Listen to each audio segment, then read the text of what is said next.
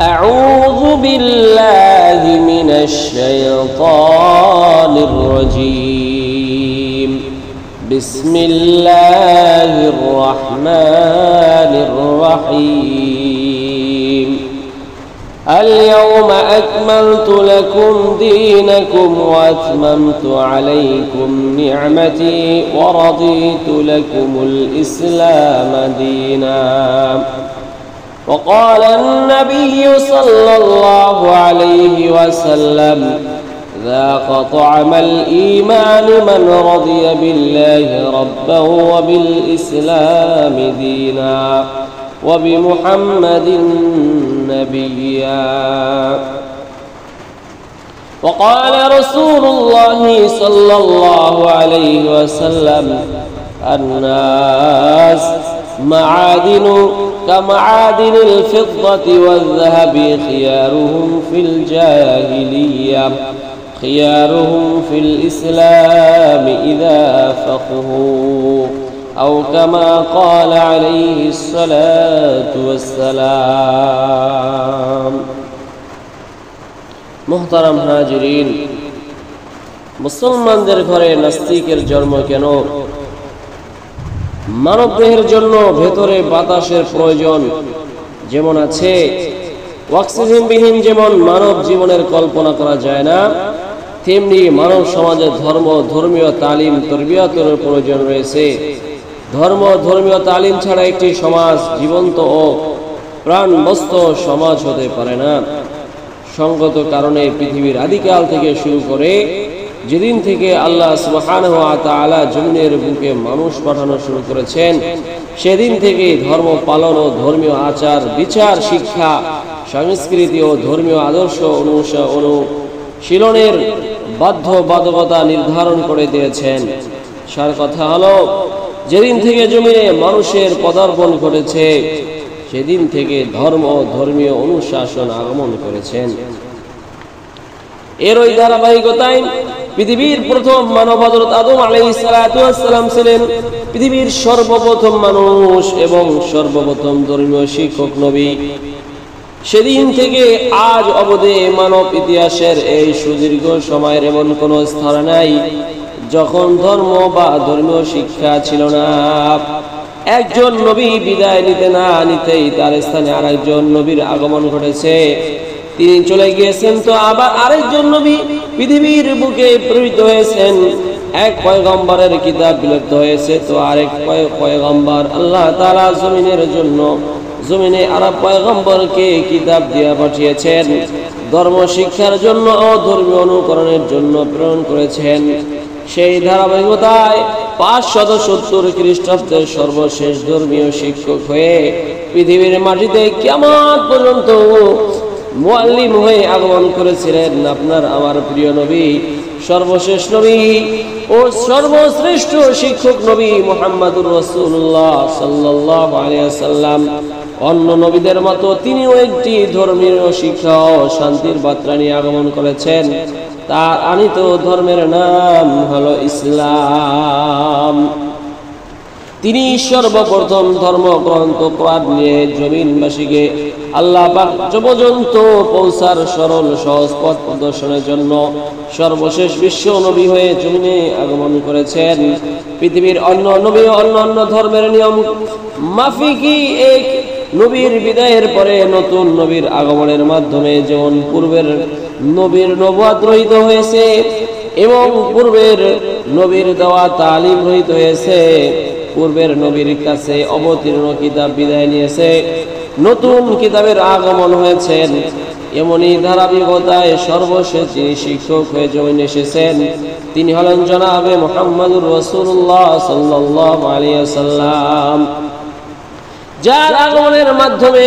পৃথিবীর অন্যান্য পয়গম্বরদের ধর্মের দেওয়া শিক্ষাগুলো মানসুখ রহিত হয়ে গেছে কিয়ামত পর্যন্ত আল্লাহ সুবহানাহু ওয়া তাআলা আমাদের নবীকে রাসূল হিসেবে মর্যাদা দিয়ে মনোনীত করেছেন এবং বিশ্ব নবীর মাধ্যমে আনিত ইসলামকে একমাত্র ধর্ম হিসেবে নির্ধারণ করে দিয়েছেন তাই সঙ্গতের কারণেই কিয়ামত পর্যন্ত পৃথিবীর মাটিতে ধর্ম হিসাবে আল্লাহর মনোনীত ধর্ম হচ্ছে ইসলাম এবং পৃথিবীর জমিনে ধর্মীয় গ্রন্থ একটাই মনোনীত, নির্বাচিত এবং নির্ধারিত কিতাব, তা হচ্ছে আল কোরআন, যার হেফাজতের দায়িত্ব আল্লাহ সুবহানাহু ওয়া তাআলা নিজেই নিয়েছেন। পৃথিবীর সকল কুফরি মতবাদ এবং কুফরি শক্তিরা জানে তাদের নবীর নবুয়ত রহিত হয়ে গিয়েছে এবং তাদের কাছ থেকে থাকা কিতাবগুলো বিকৃত হয়ে গিয়েছে। এর মূল অস্তিত্ব বিনষ্ট, এখন আর নিরাপদ নাই। তাই নিয়ম অনুযায়ী তাদের ধর্মের কোনো অস্তিত্ব গ্রহণযোগ্যতা এই পৃথিবীর বুকে নাই। আর এমন তো অবস্থায় ইসলামই একমাত্র সঠিক এবং সচল ধর্ম হিসাবে স্বীকৃত। এ কারণে ইসলাম ছাড়া দুনিয়ার মাটিতে যত ধরনের ধর্ম রয়েছে, সকল ধর্মের লোকেরা ইসলাম ধর্মের দুশমন। কারণ তারা জানে ইসলাম যদি জিন্দা থাকে তাহলে অন্য কোনো ধর্মের অস্তিত্ব থাকবে না। এই কারণে পৃথিবীর মানচিত্রে যত ধর্ম রয়েছে, সকল ধর্মের লোকেরা ঐক্যবদ্ধভাবে ইসলাম ও মুসলমানদের দুশমন। জমিনের যেদিকেই তাকায় দেখা যাবে কোনো না কোনো কাফের যদি মুসলমানদেরকে নির্যাতন করতেছে। ফিলিস্তিনের দিকে তাকায় দেখবেন সেখানে ইহুদিরা মুসলমানদের মারছে, মুসলিম নারী ও শিশুদেরকে হত্যা করছে। যেখানে মুসলমানদের উপর নির্যাতনের স্টিম রোলার চালানো আছে, যদি আমরা হিন্দুস্তানের দিকে তাকাই তো দেখি মুসলমানদের প্রতি হিন্দু কর্তৃক এক জঘন্য নির্যাতন ও নিপীড়নের শিকার। মুসলমানদেরকে জবাই করে শহীদ করে দেওয়া হচ্ছে, মুসলমানদের ঘর বাড়ি পুড়িয়ে দেওয়া হচ্ছে। নরপিতাস বৌদ্ধের দেশ নাফ নদীর ওই পার যদি তাকাই তো দেখতে পাই বৌদ্ধরা মুসলমানদেরকে ইতিহাসের ঘৃণিত একটি নির্যাতন চালিয়ে যাচ্ছে, যা জাহিলিয়াতের বর্বরতার নির্যাতনকে হার মানাচ্ছে। এমনি ভাবে বাংলার মাটিতে যেসব ভিন্ন ধর্মের মানুষেরা অবস্থান করে তাদের দিকে যদি তাকাই তাহলে দেখতে পাই হিন্দু, বৌদ্ধ, ইহুদি, নাসারা ঐক্য পরিষদ গঠন করে ইসলাম ও মুসলমানদের উপর আক্রমণ করার প্রস্তুতির ঘোষণা আংশিকভাবে দিয়ে যাচ্ছে। তারা বিভিন্ন ভাবে ঐক্যবদ্ধভাবে সাংবাদিক সম্মেলন করে মুসলমানদের বিপক্ষে কথা বলছে। দুনিয়ার মানচিত্রের দিকে যদি তাকাই আমরা দেখতে পারবো সকল ধর্মের লোকেরা ইসলামের দুশমন, তারা কোরআনের দুশমন।